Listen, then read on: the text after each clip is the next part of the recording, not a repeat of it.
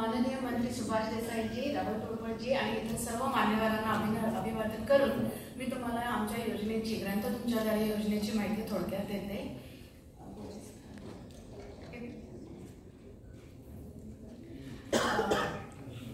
2009 साली या योजनेचा शुभारंभ झाला. कुसुमाग्रजांच्या प्रेरणेने विनायकजी रानडे यांचा जेव्हा अपघात झाला आणि ते 1 वर्ष अंथरुणावर खिळून राहिले, तेव्हा त्यांनी विचार केला की आपला पुनर्जन्म आपण समाजसेवेसाठी द्यायचा.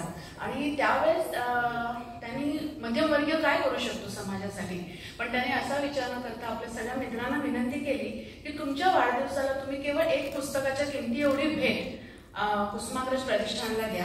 आणि त्याच्या मदतीने त्यांनी मोठं ग्रंथालय उभं केलं. परंतु ग्रंथालय जेव्हा झालं तेव्हा त्यांच्या लक्षात आलं की लोक पुस्तकं तिथेच पडून राहतात, लोकांना वाचायला जायला तिथे वेळ नाहीये. म्हणून त्यांनी ठरवलं की आपण पुस्तकं ग्रंथ लोकांच्या वाचकांच्या दारापर्यंत न्यायचं. त्यांनी अक्षरशः 100 पुस्तकं एका पेटीत घालून ती वेगवेगळ्या रहिवासी संघात पोहोचवायला सुरुवात केली. आणि त्यांना एवढं यश मिळालं की 2009 साली लावलेल्या या छोट्याशा दाराला आज आता तो वेलू अक्षरशः गगनावरी गेलेला आहे. जवळजवळ 2000 ग्रंथपेट्या आणि 1 लाखाहून अधिक ग्रंथसंपदा आज केवळ महाराष्ट्रात नव्हे, साऱ्या देशातच नव्हे तर जगातील 15 देशांपर्यंत पोहोचलेली आहेत. आणि जवळजवळ 35,000 वाचकांना आम्ही ग्रंथ त्यांच्या दारापर्यंत पोहोचवतो. आणि साहित्य ही भाषेचं म्हणजे भाषा आणि साहित्य एकत्रच जातं.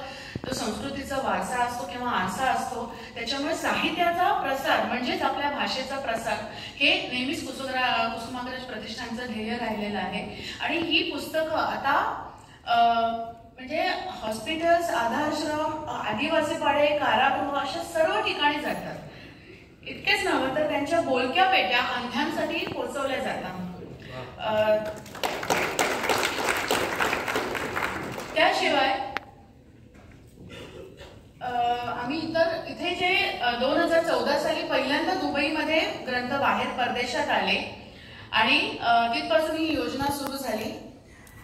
तेव्हा 9 पेट्याने सुरू झालेली ही योजना आता जवळजवळ 30 पेट्या मोठ्यांच्या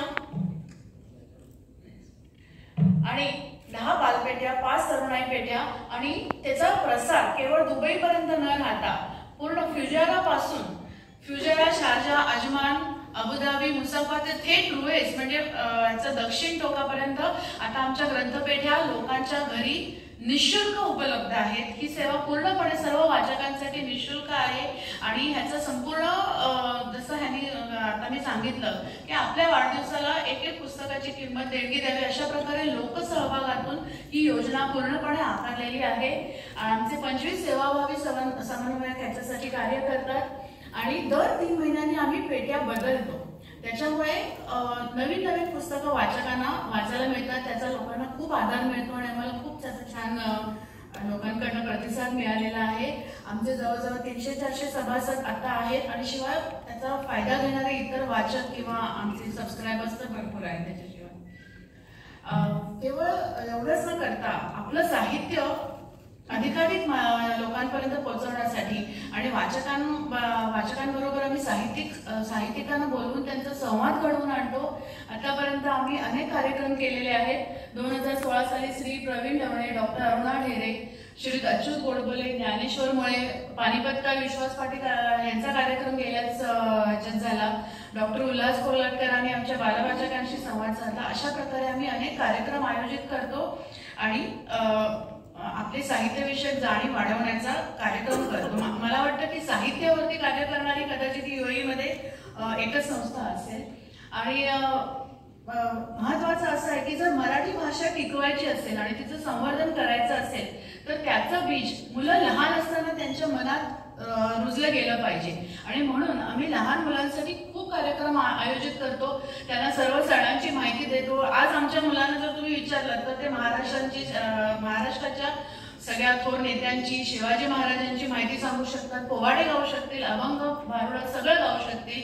आम्ही त्यांच्यासाठी खास उन्हाळी शिबिर आयोजित करतो आणि त्याच्यामधून त्यांना मराठी भाषा लिहायला आणि वाचायलाही शिकवतो. तुम्ही त्यांनी लिहिलेले बघू शकता. त्यांना लिहिण्यासाठी, कारण भाषा ही व्यक्त पण मुलांना करता आली पाहिजे.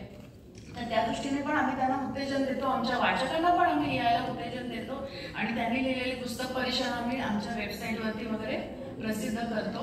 इतर उपक्रमही आम्ही करतो, जसं कवी संमेलन असेल, पुस्तकांचं अभिवाचन असेल किंवा साहित्यिक चर्चा असतात. हे तर उपक्रम आमचे वर्षभर चालू असतात. आपापल्या विभागामध्ये आम्ही वेगळे वेगळे विषय घेतो, जसे कधी कवी कुसुमाग्रज असतील, जेव्हा जन्मशताब्दी वर्ष होतं 2 वर्षापूर्वी, गदिमा, पुलं यांचं सगळ्यांचं, विंदा करंदीकर, तर त्या निमित्ताने आम्ही त्या कवी लेखक यांच्यावरती चर्चा घडवून आणतो आणि त्यांचं साहित्य परत एकदा आपल्याला खूप नवीन जीवनदृष्टी देतं. ते सगळे कालातीत लेखक आहेत, त्याच्यामुळे आपल्या जाणीवा समृद्ध होतात.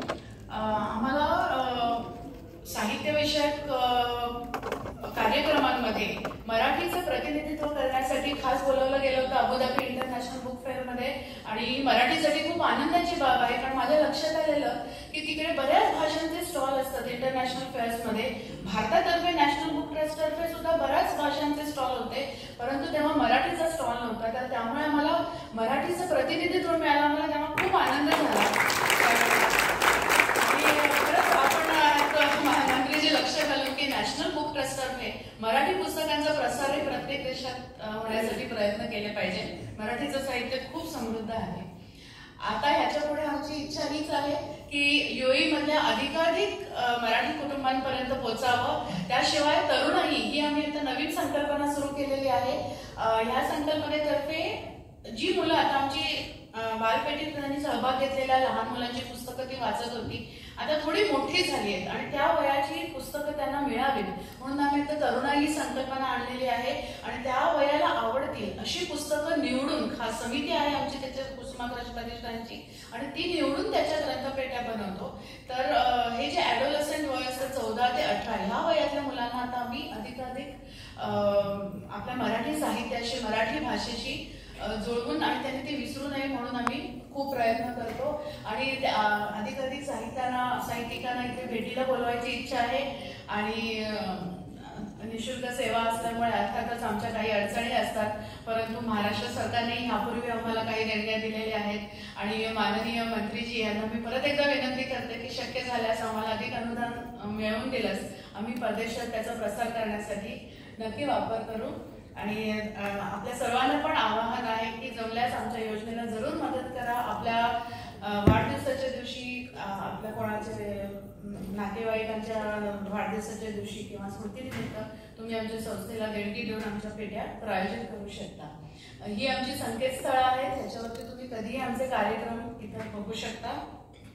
त्याच्यामध्ये खूप गोष्टी आहेत, पुस्तकांची चर्चा आहे, सगळं आहे. धन्यवाद.